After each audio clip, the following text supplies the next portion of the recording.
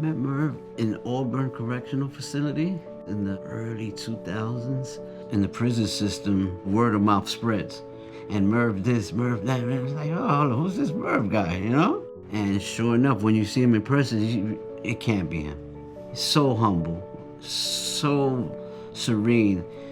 And once you hear him speak, it's like, you know, you gotta put the chin back up like, wow. Merv probably came in his early 20s, and he kind of seen what education had done for him. In '95, the college program closed down, so Merv, a couple of other people involved in the process, got together with the Quakers and some other organizations, and they brought back the first college program in prison. I can't even amount how many people he impacted that he helped go to school.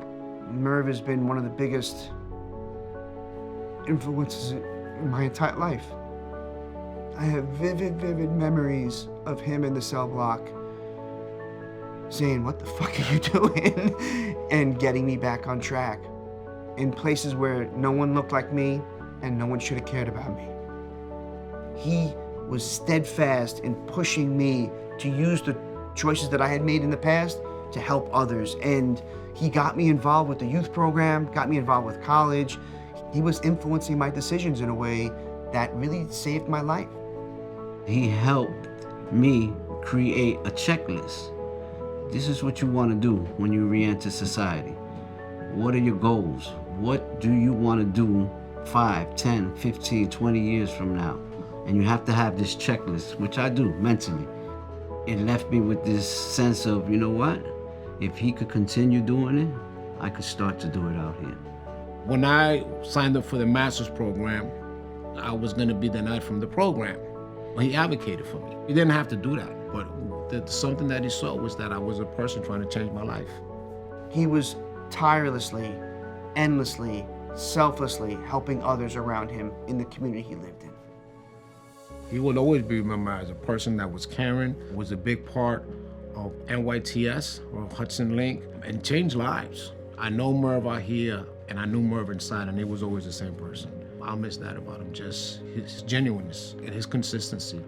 Of all the things I saw Merv touch and grow and create, the work he did with the youth while inside and then as a youth pastor outside was really an incredible part of his journey and his story.